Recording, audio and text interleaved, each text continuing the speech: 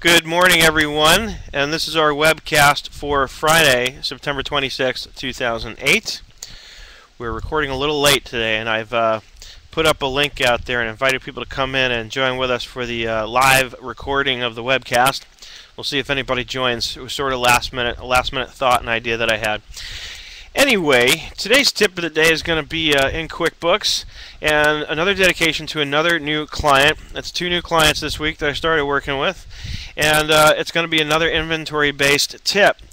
What happens when we sell products to the public, or anyone for that matter, is oftentimes we're in the manufacturing end of things, which means basically this. It means I'm going to buy a few things, and then I'm going to use those few things to create something else.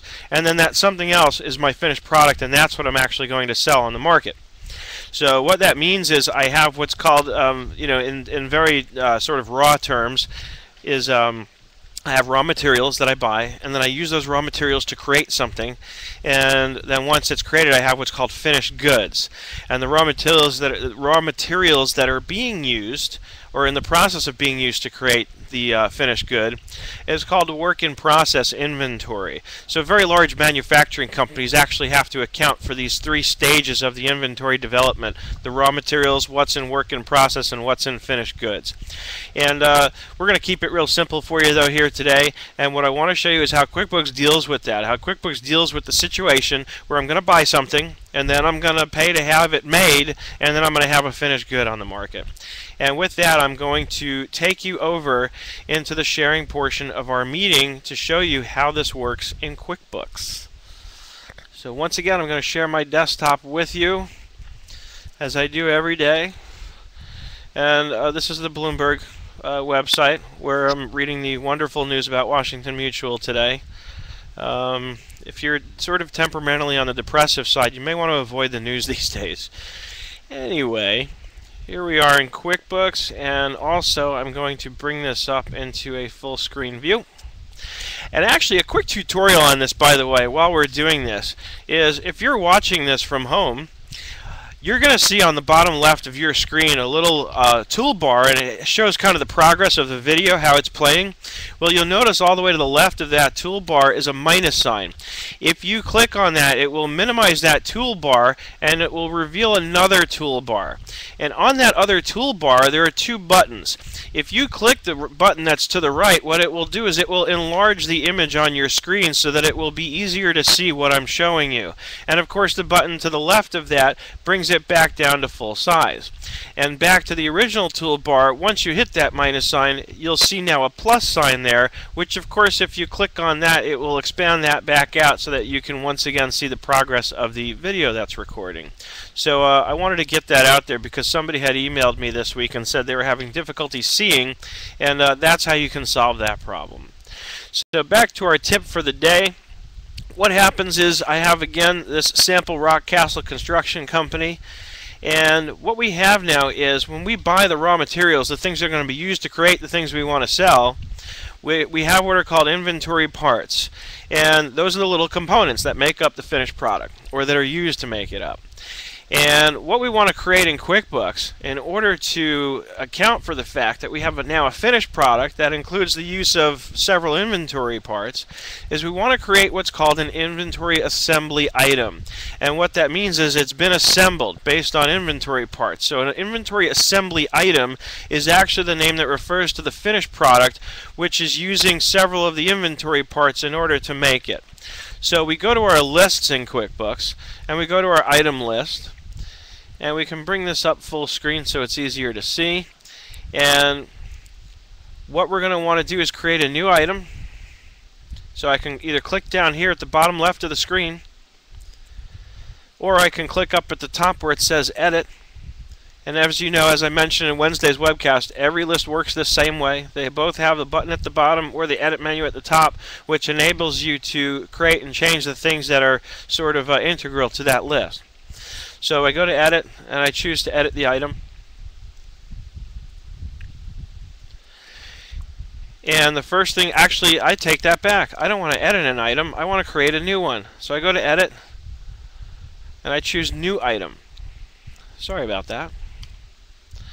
And when I go into that dialog, the first thing I do is I choose which type of item am I creating, and as I mentioned, the one we want to create is called an inventory assembly. So it's being assembled from several other components. And then initially the setup is basically the same as what we're already accustomed to. So I'm going to, create the item here and call it, new assembly. And the rest is kind of the stuff I went over in the other day's webcast, Wednesday's webcast. Of course, you can visit our contact page on our website at www.nerdenterprises.com, and there's a link that you can click on that shows you all the old webcasts. So you can go see Wednesday's webcast to see a little more detailed tip on how to set the item up. We have the unit of measure, and again, I've got to give it the cost of goods sold account, and down here I'm going to have to choose an income account. But the key that I want to show you for an inventory assembly item is what's down here.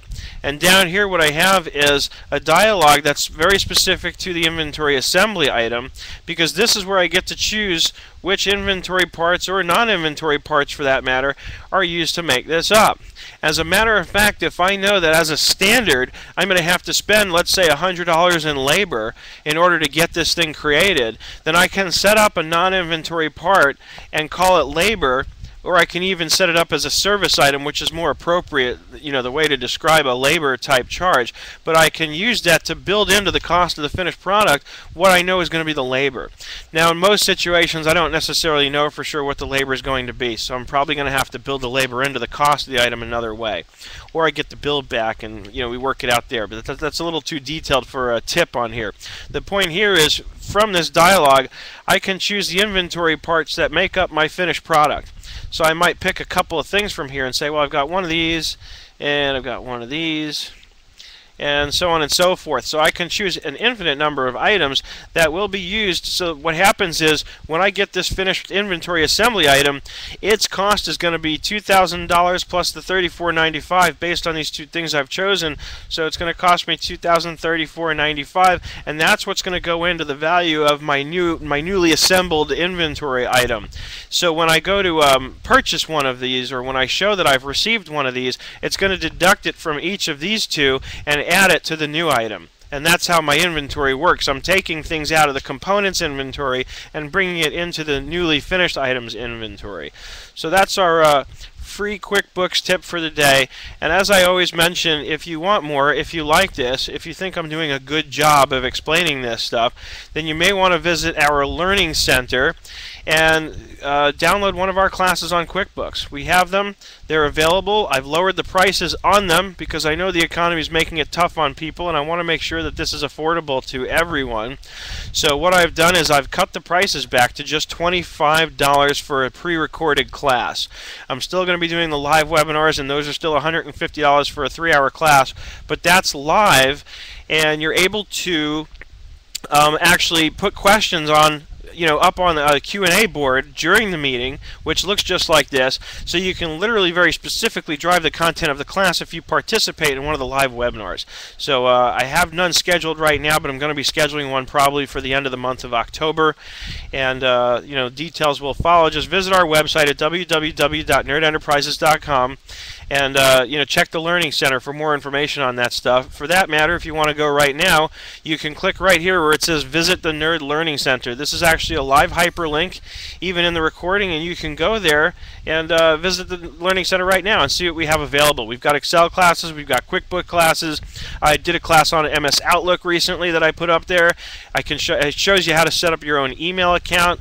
There's a lot of stuff up there that you can take advantage of, and I like to think that we've made it pretty affordable. Incidentally, if you're interested in the webinar but you don't want to spend $150, you can pay $50 and download the recording of the webinar that we did back in August. And that's again, it's a 3-hour recording, so you can start and stop it at your leisure, but it goes over in detail how to set up and manipulate reports in QuickBooks. Then we dump those into Excel, and using simple formulas, nothing too complicated, I show you how to actually create a cash flow projection and project out for up to a year. And if you have some familiarity with Excel, then you know that even at that point, all you have to do is copy and paste the last column to project it out even further.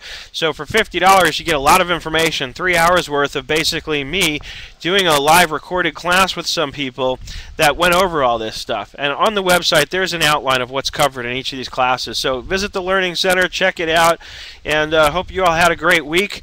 Don't get down too much on the news about Washington Mutual. Things are going to turn around. It's just going to take some time. And hope to see you around next week. Our next great webcast is going to go up on Monday early in the morning. Have a great weekend, everyone.